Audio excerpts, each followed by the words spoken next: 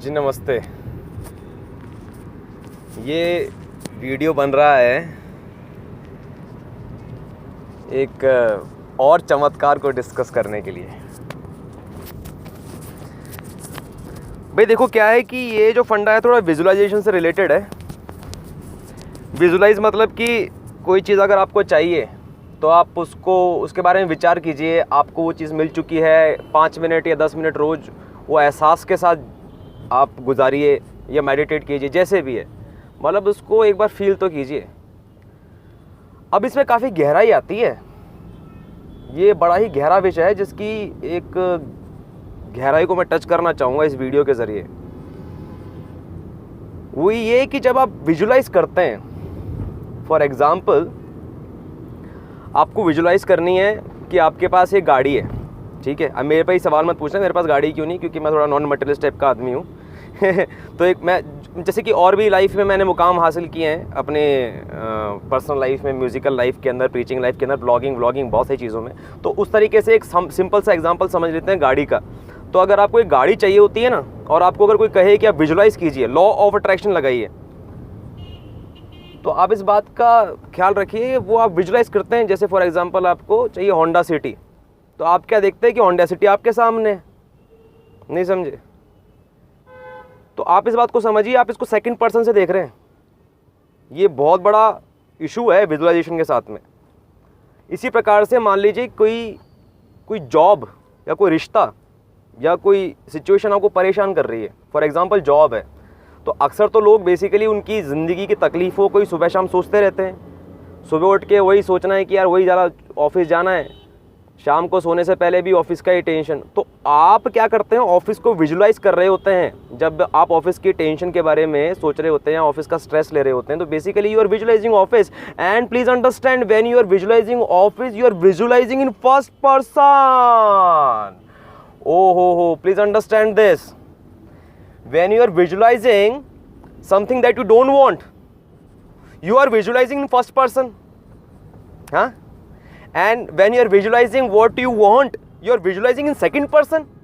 For example, अगर आप चाहते हैं कि मैं चाहता हूँ कि मैं एक पब्लिक स्पीकर बन जाऊँ, एकदम सूट वूट पहन के एकदम डायनामिक स्पीकिंग करूँ, तो अगर मैं अपने आप को देख रहा हूँ अपने ख्यालों के अंदर स्पीकिंग करते हुए, तो वो सेकंड पर्सन में है ना भाई। फर्स्ट पर्सन में कैसे देखूंगा कि मतलब मुझे मैं नहीं नज़र आऊँगा ना, फर्स्ट पर्सन में मैं क्या नज़र आता हूँ मुझे, हाँ। तो जो चीज़ आपको चाहिए उसको तो आप सेकंड पर्सन से देख रहे हैं, और जो चीज़ नहीं चाहिए, जिससे बाहर निकलना है, जिस बीमारी से बाहर निकलना है, जिस रिश्ते से बाहर निकलना है, जो गर्लफ्रेंड आपको परेशान कर रही है, अगर आप गर्लफ्रेंड है तो बॉयफ्रेंड जो आपको परेशान कर रहा है और उससे दूर जाना है, आपको उस रिश्ते से दूर जाना है, तो आप बार बार जिससे दूर जाना उसी के बारे में सोचते हैं और वो फर्स्ट पर्सन में सोचते हैं। तो ये फ्लॉ है, ऐसा करना नहीं चाहिए। आइडियली क्या करना चाहिए, और उसी को डिस्कस करने के लिए ये मैं वीडियो शूट कर रहा हूँ। आइडियली क्या करना चाहिए, जो चीज़ आपको चाहिए ना, आप उसको फर्स्ट पर्सन में विजुलाइज कीजिए, और जो चीज़ से आपको भागना है उसको सेकंड पर्सन से विजुलाइज कीजिए। हाउ? ये जो ट्रिप चल रही है, ये ट्रिप चल रही है लक्ष्मी नगर से नोएडा की, जो मैंने की है 2 साल, और मुझे रेगुलर रूटीन जॉब करने से सख्त नफरत है। प्लीज़ अंडरस्टैंड, बहुत नफरत है भाई। मेरे को चाहिए कि ज़िंदगी डायनामिक होनी चाहिए। अच्छी बुरी जॉब फिर भी ठीक है, विद रिस्पेक्ट टू अच्छी है सेम जॉब। और रूटीन से मुझे तो पर्सनली बहुत प्रॉब्लम है। I do not know about human psych in general, people do not admit it, but anyway. तो मुझे ये ट्रिप से एक ही गाड़ी 2 साल मुझे लेके जा रही है, एक ही ड्राइवर, पीछे एक ही फीमेल कलीग बैठी हुई, एक ही मेल कलीग बैठा है। आय हाय भाई, न्यूरोप्लास्टिसिटी, इट फक्स up with neuroplasticity when you do same thing on daily basis, regular basis, same time same path. अबे ये अक्षरधाम आ गया। अभी अक्षरधाम पर वही गाड़ियाँ खड़ी रहती हैं, वैसे ही लोग उतरते हैं, वैसी लड़कियाँ कॉमनली खड़ी रहती है, एक बंदा बगल में जॉइंट बनाता रहता है, और यही चल रहा है 2 साल से, और यही चलता रहता है। तो मैंने इसका तोड़ कैसे निकाला? ओहो, ये पिछले 3 महीने का चमत्कार डिस्कस कर रहे हैं, तोड़ कैसे निकाला भाई? मुझे तो पता है ना कि जब मैं गाड़ी में जाता हूं तो फिर उस टाइप का व्यू क्या होता है। उस व्यू को मैंने 3D एंगल से देखा कई बार, कि मैं जा रहा हूं, मैं अपने आप को देख पा रहा था कि नोएडा जो एक्सप्रेस हाईवे है, इसके ऊपर मैं फ्रंट सीट पे बैठा हूं गाड़ी ड्राइवर के साथ में, बट जो नज़ारा मुझे नज़र आता है बैठते हुए, वो मैंने विजुलाइज नहीं किया। Please understand. वो अगर मैं विजुलाइज करता तो मैं तो वही विजुलाइज कर रहा हूँ जो रोज सुबह जाते हुए करता हूँ। तो मतलब जो रोज सुबह हुआ एक्चुअली मैं उसको एक्स्ट्रा करने की कोशिश कर रहा हूँ। तो वैसे ही मेरे न्यूरोप्लास्टिक कनेक्शंस बन रहे हैं और वैसे ही मेरी जिंदगी मीडियोकर बनी जा रही है। तो मैंने इसको एरियल व्यू से विजुलाइज किया कई बार। और आज देखो 3 महीने पहले चमत्कार हुआ, नौकरी चली गई मेरी। और मैं क्या उम्मीद कर रहा था कि इस नौकरी को थोड़ा अगले साल 6 महीने तक मई जून तक कंटिन्यू करेंगे, उसके बाद अपना रिवोल्ट वगैरह धीरे धीरे स्टार्ट करेंगे। एक तो ये चमत्कार हुआ, फटाक से वो नौकरी चली गई और उसके बारे में मैंने डेल्टा भी टेंशन नहीं ली, स्ट्रेस नहीं ली। जैसे ही मेरे को पता चला ना कि भाई नौकरी चली गई, मैं घर आया अपनी ब्लॉगिंग करना रेडी। वो नौकरी पे जाते टाइम भी सुबह भी मैं ब्लॉगिंग कर रहा था और नौकरी छूटने के बाद ही ब्लॉगिंग कर रहा था। और मेरे को कोई लोड नहीं था भाई। अभी 3 महीने की तो काफ़ी लंबी है।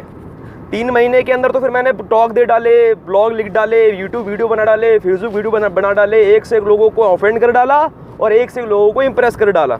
और मेरी लाइफ की तो भैया क्या बताऊं मैं, ये तो मेरी ज़िंदगी जी गया मैं।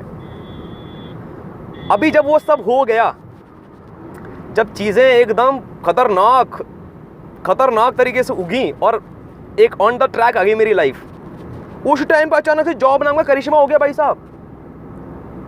जॉब नाम का करिश्मा हो गया और मैं उसी ट्रैक पे वापस जा रहा हूँ। And I chose to not to take that same cab because अगर मैं सेम कैब कंटिन्यू करता तो मैं फिर से उसी जो सिचुएशन थी 3 महीने की पहले की सिचुएशन, वही वाली एक्टिविटीज़ कर रहा होता। तो जो चीज़ें मेरे बस में नहीं है, हाँ, उनको तो होने दो। फॉर एग्जाम्पल जो मेरा जॉब का नेचर है, जहाँ पर जाके मुझे अपना जॉब डिलीवर करना है, वो तो करना ही करना है। और जिस इंसान से मुझे जिस ऑफिस से सैलरी लेनी है वो तो लेनी ही लेनी है, जो कलीग है वो तो लेने ही लेने, रहने। तो बाकी की चीज़ों को तो मैं चेंज कर सकता हूँ ना, और अपने फेवर में। अरे फेवर में क्या, इसको फट्टा थोड़ी ना, इसको लॉजिकली कनेक्ट करूँ। तो आप देखिए मेरे साथ बहुत सारा सामान है, मेरा लैपटॉप है, मेरा ये ट्राइपॉड है, ये गिटार है, मेरे पास मेलोडी का भी है, माउथ ऑर्गन सब कुछ है। और नोएडा में मैंने ओयो रूम बुक भी करा लिया। हाँ, मतलब मैं नोएडा में रहेगा अब कम से कम 2-3 दिन तक। हाँ, और वहीं पर ही सुबह से लेकर शाम तक रिवोल्ट करेगा, लोगों को बुलाएगा, फंडे मारूंगा मैं, हैं, अपने ब्रेन को प्रोग्राम करूंगा सब्लिमिनल से, एफर्मेशन से। तो समझने की ज़रूरत ये है। और मेरे साथ तो कुछ क्या है, एक एक्स्ट्रा बेनिफिट है ही कि अगर मैं अपने आप को ऐसे वीडियोस में कुछ बात करते हुए विजुलाइज करूं, या ऐसे वीडियोस देते हुए, अच्छा ये भी तो मैंने बहुत पहले विजुलाइज किया था भाई साहब, ओला कैब के अंदर तो मैंने बहुत सारे एक्सपेरिमेंट किए, गिटार बजाने का एक्सपेरिमेंट किया, पूरा माउथ ऑर्गन मैंने ओला कैब के अंदर ही सीख लिया भाई साहब। हाँ भाई, यहाँ से पालम जाने का, पालम से यहाँ आने का, इधर से नोएडा से प्रताप नगर, बहुत सारी ट्रिप्स के अंदर ही मैंने माउथ ऑर्गन सीख लिया। और फिर ये भी देखा था कि भाई एक टाइम आएगा जब मेरे बगल के अंदर एक होस्ट बैठेगा या बैठेगी, हाँ, और फिर वो मेरा इंटरव्यू वगैरह लेगी। तो कैब के अंदर ही मेरे इंटरव्यू चल रहे होंगे। तो आज कोई नहीं है तो कोई दिक्कत नहीं है, एक दिन सभी कुछ होगा, कम से कम वीडियो तो बन रहा है ना, मेरा काम तो हो गया भाई। जो ख्वाब मैंने देखा था वो मुकम्मल हुआ। तो ऐसे छोटे छोटे ख्वाबों को मुकम्मल करना है, तभी तो बड़े सपने बनते हैं आपके, और फिर बड़े आपका विश्वास बनता है, और फिर बड़े सपने मुकम्मल होते हैं। नहीं समझे? तो ऐसा मौका नहीं छोड़ना है, और ओवर कॉन्फिडेंस में नहीं रहना कि अब तो अपन बाप हो गए। मौका मिले तो छोटे मोटे मुकाम हासिल करते रहने का। और ये कोई फिलोसॉफिकल फट्टा नहीं है। When you get such small successes on daily basis, on frequent basis, you develop neuro pathways in your brain, and that neuro pathways collection is called belief system, conviction, persistence, hard work, high hopes. तो कोई philosophical फट्टे नहीं है ये सब। तो everything once again, when you want to attract something and you visualize something, you should visualize in first person. And you want to get away from some situation, some person, some disease, you visualize it from second person. तो ये तो distance वाली बात हो गई। इसमें time भी डाल दो कि हो चुका 5 मिनट। ऐसा सोचने में कोई प्रॉब्लम है क्या कि जो अभी मेरी मिजरेबल जॉब है वो जा चुकी। हाँ, अब मैं या तो बेरोजगार या अपने मजे, अपना पैशन फॉलो कर रहा हूँ सेविंग से, या नई जॉब कर रहा हूँ। 5 मिनट ऐसा सोचने में कुछ प्रॉब्लम है क्या? कम से कम ट्राई तो कर सकते हैं ना। और पता नहीं भाई किसकी वाइब्रेशन कितनी स्ट्रांग होती है, यू नेवर नो। किसी ने एक बार सोचा तो वो यूनिवर्स में ऐसा गया कि ऐसा लौट कर आएगा ना भाई साहब। सुबह आपकी मिजरेबल जॉब और शाम को आपकी dream job, you never know. चमत्कार तो ऐसे होते हैं, ऐसे।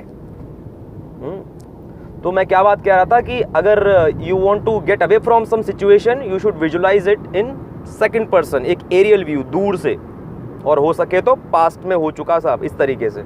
और कोई चाहिए तो फ्यूचर में नहीं, जो कुछ चाहिए वो फ्यूचर में नहीं, कि आएगी गाड़ी, आएगी पैसा आएगा, हम बड़े आदमी बनेंगे, अपनी हेल्थ सुधर जाएगी, नहीं साहब, 5 मिनट के लिए हो चुका है, मजाक नहीं है। किसी को अगर इंटरेस्ट है तो मैं इस पर एक जो मेरा गुरु है, जिसको मैंने माना है ऑनलाइन गुरु, जिससे मैं सारे फंडे सीखता हूँ, बस उनका भक्त हूँ, जो डिस्पेंजा, उनका तो डेडिकेटेड वीडियो है। वो भाई साहब सुबह 4 बजे जग के, उनकी बच्ची सुबह 4 बजे जग के सुबह से मेडिटेशन करते हैं भाई साहब आधे घंटे, और ज़्यादा लालच नहीं करने वाले, बस ये देखते हैं कि उनका दिन कैसे जाता है, बस ये विजुलाइज करते हैं। वो तो बाप लोग हैं, रिसर्चर वगैरह लोग हैं, साइंटिस्ट लोग हैं, तो उनका वीडियो मैं रेफ़र कर दूंगा कमेंट में। उन्होंने ये एक्सप्लेन किया हुआ है कि उनकी जो बच्ची थी उसने शॉपिंग स्प्री कैसे अट्रैक्ट की, एक चमत्कार कैसे। शॉपिंग स्प्री का मतलब होता है कि भाई आपके सामने लूट लग रही है, मतलब 100 रुपए का माल 10 रुपए के अंदर बिक रहा है, लूट लो, उसको बोलते हैं शॉपिंग स्प्री। और लूट तो क्या लो, उसको फोकट के अंदर ही वो शॉपिंग स्प्री मिल गई थी। तो वो चमत्कार, ऐसे बहुत से चमत्कार वो करती रहती है उसकी बच्ची, क्योंकि बच्ची का दिमाग क्या होता है, क्लीन होता है ना यार, पायस होता है, पवित्र होता है, उसको सब पता नहीं होता है इनसिक्योरिटी वगैरह क्या होती है समाज के अंदर, लोग अपने आप, अब लोगों के फियर्स क्या क्या होते हैं, प्री कंसीव नोशंस क्या होते हैं, सोशल कंडीशनिंग क्या होती हैं, फॉल्स बिलीव्स क्या होते हैं, लिमिटिंग बिलीव्स क्या होते हैं, इतना सब उसको पता नहीं होता। So today I am going to do this revolt in Noida OYO rooms. I haven't slept for the whole night, because ये जो ट्रिप चल रही है मेरे लिए बड़ी चमत्कारी है। ये मैंने ख्यालों में सोची थी और आज मुकम्मल हो गई। तो मेरे को नींद नहीं आई, मैं तो ये सोचता रह गया कि भाई कल जाके रिवोल्ट में क्या क्या करना है, क्या क्या नहीं करना है, और आगे कैसे लोगों से बात करनी है। तो अभी जा रहा हूँ, मेरा जॉब है कुछ 1 आवर का, 1 आवर का बेसिकली मेरा सेशन है, और फिर उसके बाद थोड़ी नींद ली जाएगी। अगर ज़रूरत होगी तो, मुझे लगता नहीं कि मुझे ज़रूरत होगी, because I am very desperate for my work and it goes very effortlessly. तो वीडियोज़ वगैरह शूट होंगे, म्यूज़िकल वीडियो शूट होंगे, बंदे मिल जाएंगे तो उनको फंडे मारे जाएंगे। रूबी क्यूब सिखाने के बारे में सोच रहा हूँ, रूबी क्यूब सिखाया जाएगा और गिटार सिखाया जाएगा, और फिर तो बातें तो अनलिमिटेड है। तो hope this information helped you.